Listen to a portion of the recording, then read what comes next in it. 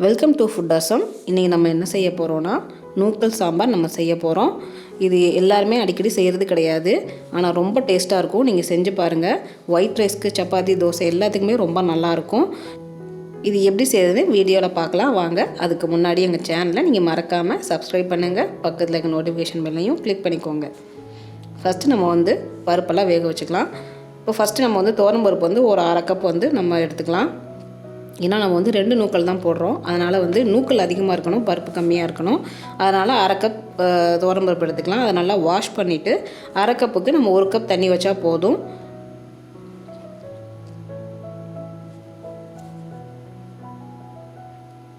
இப்போ நம்ம பருப்பை கழுவி தண்ணி சேர்த்தாச்சு. இப்போ நம்ம இது கூடவே நம்ம நூக்கலையும் நம்ம சேர்க்கணும். அதுக்காக இப்போ நம்ம நூக்கலை நல்லா நைஸாக நம்ம நறுக்கிக்கலாம். வெளியில் உள்ள தோலை நல்லா நீக்கிடுங்க. உள்ளே நல்லா ஒயிட் பார்ட் இருக்கும், அதுதான் நம்ம நறுக்கி நம்ம போடணும். அதே டைம் நீ நூக்கல் வாங்கும்போது எஜ்ஜில் ஹார்டாக இருக்க மாதிரி இருக்கக்கூடாது, சாஃப்டாக இருக்கணும். அப்போ தான் உங்களுக்கு நூக்கல் நல்லா இருக்குன்னு அர்த்தம். இந்த மாதிரி ஒயிட்டாக இருக்கும். நீங்கள் தோலை எடுத்துட்டிங்கன்னா இதை நம்ம சின்ன சின்ன க்யூப் சைஸில் நம்ம கட் பண்ணி எடுத்துக்கலாம். அப்போ தான் எடுத்து சாப்பிட்றதுக்கு நல்லாயிருக்கும்.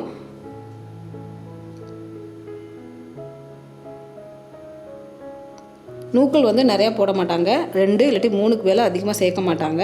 அந்த 2 போட்டாலே உங்களுக்கு சாம்பார் நிறையா இருக்கும், காயும் நிறையா இருக்கும். அதனால் நீங்கள் 2 அளவே உங்களுக்கு சரியான அளவாக இருக்கும். இந்த அளவு 4 பேர் சாப்பிட்றதுக்கான அளவு. இப்போ நம்ம நூக்கலை நறுக்கியாச்சு. இப்போ நம்ம குக்கரில் நம்ம சேர்த்துடலாம்.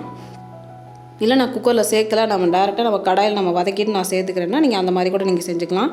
இந்த மாதிரி நீங்கள் குக்கரில் நீங்கள் சேர்க்கறதுனால குழந்தைங்களுக்கு ஊட்டுறதுக்கு ஈஸியாக இருக்கும். ஏன்னா சீக்கிரமே வெந்துடும், நல்லா சாஃப்டாயிரும். அதனால தான் நம்ம குக்கரில் சேர்க்குறோம். குக்கர் வேணாட்டி நீங்கள் கடாயில் டேரெக்டாக நீங்கள் வதக்கிக்கோங்க. இப்போ இது கூடவே நம்ம அரை டீஸ்பூன் நம்ம மஞ்சள் தூள் சேர்த்துக்கலாம்.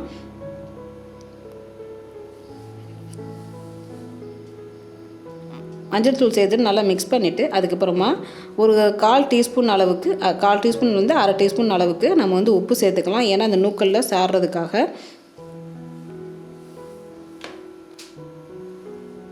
உப்பு சேர்த்துட்டு நல்லா நம்ம மிக்ஸ் பண்ணிடுவோம். இப்போ நம்ம குக்கரை மூடிடலாம். குக்கரை மூடிட்டு நம்ம மீடியம் ஃப்ளேமில் 4 விசில் வச்சு நம்ம எடுத்துக்கலாம்.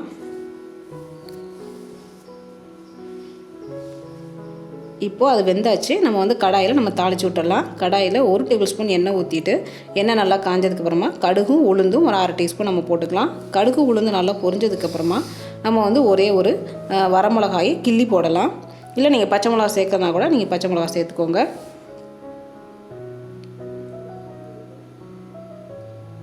இது நல்லா நீங்கள் இந்த எண்ணெயில் நல்லா மிக்ஸ் பண்ணி விட்ருங்க. அதுக்கப்புறமா நம்ம வெந்தயம் ஒரு 1/4 டீஸ்பூன் போட்டுக்குவோம். இல்லாட்டி ரொம்ப சேர்த்துக்கிட்டிங்கன்னா சாம்பார் கசக்கும். 1/4 டீஸ்பூன் அளவு சரியான அளவு. அதுக்கப்புறமா பெருங்காயத்தூள் ஒரு 1/4 டீஸ்பூன் நம்ம சேர்த்துக்கலாம். அதுக்கப்புறமா நம்ம சின்ன வெங்காயம் ஒரு 10 அளவு நம்ம சேர்த்துக்கலாம். ஏன்னா சாம்பாருக்கு சின்ன வெங்காயம் தான் டேஸ்ட்டு உங்களுக்கு கொடுக்கும். அதனால் நீங்கள் ஒரு 10 வெங்காயம் நீங்கள் சேர்த்துக்கோங்க. 2 நறுக்கி நீங்கள் சேர்த்துக்கோங்க. இப்போ நம்ம சின்ன வெங்காயம் போட்டதுக்கப்புறமா நல்லா நம்ம வதக்கிடலாம்.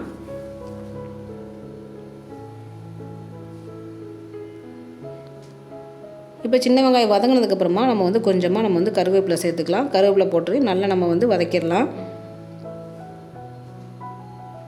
நூக்கல் உடம்புக்கு ரொம்பவே நல்லது. இந்த டைஜஷன் ப்ராப்ளம் இருக்கிறவங்களுக்கு நூக்கல் சேர்த்துக்கிட்டிங்கன்னா அந்த ப்ராப்ளம் உங்களுக்கு க்யூர் பண்ணும். அதே டைம் இந்த இன்ஃபெக்ஷன் இருக்கிறவங்களுக்கு, அதே டைம் இந்த கேஸ் ட்ரபிள் இருக்கிறவங்களுக்குலாம் நூக்கல் ரொம்பவே அதை க்யூர் பண்ணுறதுக்கு ஹெல்ப் பண்ணுது. ஸோ இப்போ நம்ம வெங்காயம் வதக்கினதுக்கப்புறமா ஒரே ஒரு தக்காளி, மீடியம் சைஸ் தக்காளி நம்ம கட் பண்ணி நம்ம போட்டுக்கலாம்.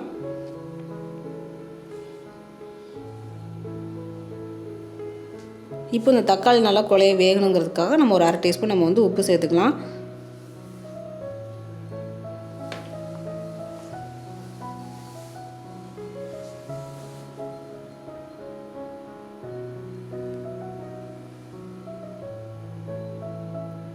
இப்போ வெங்காயம் தக்காளி நல்லா வதங்கினதுக்கப்புறமா நம்ம மஞ்சள் தூள் ஒரு அரை டீஸ்பூன் நம்ம சேர்த்துக்குவோம். ஏன்னா ஏற்கனவே நம்ம பருப்புலையும் காயிலையும் நம்ம போட்டிருக்கோம். அதனால் நம்ம இப்போ அரை டீஸ்பூன் சேர்த்தா போதும். இப்போ மஞ்சள் தூள் போட்டதுக்கப்புறமா நல்லா நம்ம மிக்ஸ் பண்ணிடலாம். மிக்ஸ் பண்ணதுக்கப்புறமா நம்ம சாம்பார் பவுடர் 1 டேபிள் ஸ்பூன் நம்ம போட்டுக்கலாம்.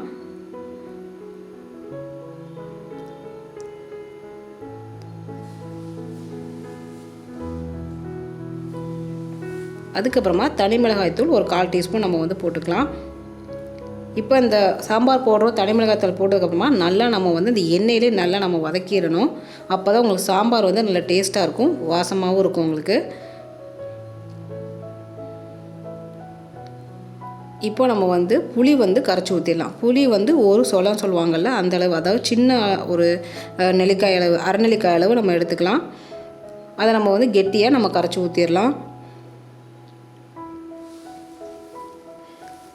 இப்போ நம்ம புளி கரைச்சி ஊற்றுனதுக்கப்புறமா நம்ம வந்து ஒரு 1/2 கப் அளவுக்கு தண்ணி ஊற்றிக்கலாம். 1/2 கப்லேருந்து 1 கப் வரைக்கும் நம்ம தண்ணி சேர்த்துக்கலாம். ஏன்னா நம்ம பருப்பு ஊற்றுனதுக்கப்புறமா சாம்பார் வந்து கெட்டியாகும். அதனால் நம்ம வந்து 1/2 கப்லேருந்து 1 கப் வரைக்கும் நம்ம தண்ணி சேர்த்துக்குவோம்.